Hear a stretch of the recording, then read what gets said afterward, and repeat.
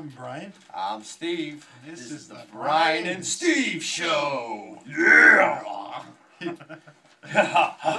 Well, again, we just finished recording a long Dragon Ball Z thing. So almost 40 minutes long. long. 40 minutes long. I'm pretty sure you've seen it by now. Yes. Enjoy it. So now we're moving on to our top 10 favorite heavy metal songs, which I'm going to quickly say heavy metal to me and maybe to Brian versus what heavy metal is to other people. Might be a little bit different. He likes a little bit harder. I like more of the poppier metal, which I also have two throwaways that I didn't put down, but I have to mention is Until It Sleeps by Metallica, because that actually got me into Metallica, that song right there. Okay. Yeah. I was really young when that came out. And the entire Europe metal scene. Oh, yeah. All of it. Well, one I really like that Metallica introduced me to was Diamond Head. Oh, yeah? Yeah, like Borrowed Time, great album. Lightning to the Nations, another great album by them. Okay, do you want to start us off with your number 10? I'll start off with number 10, okay? My number 10 was Lack of Comprehension by the band Death. I chose this one because they're only half as good as Megadeth? They're only half as good as Megadeth. No, I chose this one. This was one of my first Sorry. Yeah, this is when I was a teenager and Headbangers Ball was on. I watched that all the time. And I remember back when MTV had music. Back when MTV had music, kids actually once had music on it. Believe it. It's true story. It's true. Believe it. And but this song it blew me away, especially it was just so cool the way it sounded. I liked it a lot, and it's one of my favorites. I like to listen to it. I like to drive around and have it in the CD player. It's a good one. My number 10 is debatably the first heavy metal song ever in 1968 on a certain nameless album. Can you guess the album? On a certain nameless album. Nameless? I'm thinking of a coverless album like Smell the Glove by Spinal Tap. Nameless album. Oh. Could it be... Was it Led Zeppelin? Was it a Led Zeppelin song? No. Because I was thinking Led Zeppelin 4 doesn't really have a name. The Beatles. The White Album. Yes. Oh, the White Album. Yes. Gosh. Helter Skelter. Oh, Helter Skelter. Is debatably the first heavy metal song. I will agree. That and She's So Heavy. Oh, that's another. That's got some heavy riffs in it. Yeah, that does. But yeah. Oh man. So that was my number 10. The Beatles inventing heavy metal.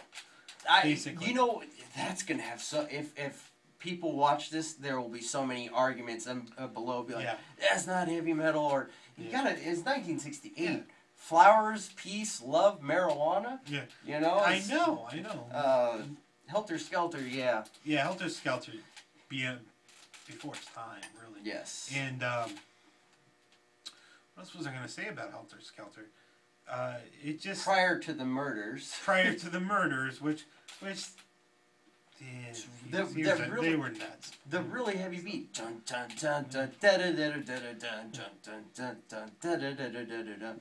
And the vocals, you know, Helter Skelter, you know. It was not what you expected. Not from Paul McCartney, except for I'm trying to think. The White Album did come out before Abbey Road. Abbey Road was the last release. The last release, but it was because he actually showed. No, actually, the last release was Let It Be. Was that? Okay, this is where I get confused on this. Well, actually, maybe I'm wrong. One was recorded. Where are you, Wikipedia? On my phone, which was recording us right now. Anyways, because Let It Be was either released last and recorded first, or recorded first. Yeah, turned around. Yeah. But either way, it was one of the last, and I was getting to the point of the song "Oh Darling," which is not like a heavy song, but the vocals. Paul is actually, you know, just tearing up his chords there. Yeah. Okay. Okay, now I got number 9. Number 9. This Number 9. Number 9. Speaking of the White Album. Yeah. And then you become naked. Yeah. Yeah. Paul is dead. Paul is dead. Paul is dead. Immortal Rights by Morbid Angel. I like this one. This was the first time I heard death metal. What I thought was death metal. It was one night I was watching MTV and all of a sudden they had this video. And in fact, I was such a dork that I taped it and I set up a tape recorder in front of the TV speakers to watch it back just so I could record it on a cassette tape and listen to it on my little Walkman. As I walked to school. That's not dorky because that's how we had to do back in the day. Okay, you know what I'm saying? Back then, that was the way you had to do it. Really? I mean, okay, all those internet things where it's like, you may be a 90s kid if you've ever done this. One of them is, if you sat by your radio with it on pause and record out in your favorite station waiting for your favorite song and you're just like, yeah. I got it! I got my song! Well, one of my fondest memories of my mom when I was younger was we used to sit by the radio and I would sit there waiting for, whatever at the time, was big, Yeah. Van Halen's 1984 album, or things like that. Thompson Twins were, I like them. Of course, I actually like The Police, too. That was another band that I tried to record. Yeah, so. That's the way it was, kiddos. Mention your mom. She must have been awesome. She was. She took him to all the damn Godzilla movies. Yeah, she did. All the Godzilla movies. I know, and he told me that story. I'm like, my mom would have dropped me off, give me $5 because that's how much it cost back in the day in a small town, and been like, "Oh, I'll be back at 7." Yeah. My mom actually did take me to all the Godzilla movies. And watched them with them. When I was a little kid, watched them. She said she hated them. She didn't like them at all. She knew that I wanted to see them, so she took me anyway. So, very awesome woman. May she rest in peace. Yes. My number 9. Back on Earth. Ozzy. Alright, Ozzy. Ozzy's Back on Earth. That only came out on his greatest hits, The Ozman Cometh.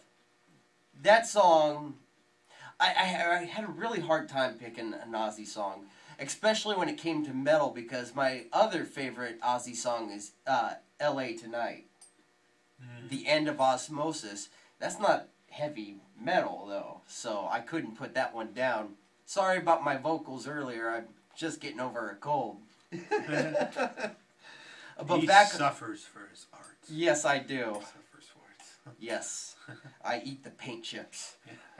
That is my art. Yes. But Back on Earth, I chose that one over No More Tears and Crazy Train. Crazy Train is just too played. It's a good song, but when you got a commercial with kids and parents driving a van listening to Crazy Train, it's like Gong gong. Gong gong gong gong gong. I can't even hit those high pitched notes, but still. And I remember growing up, everyone that played guitar knew Crazy Train, or at least just the riff. The first riff, yeah. They knew that, they didn't know anymore, but so it was. Oh, I was gonna say number 8. I didn't. Oh, know. is it? I thought you were done. I thought your conversation was. No, I just cut you out.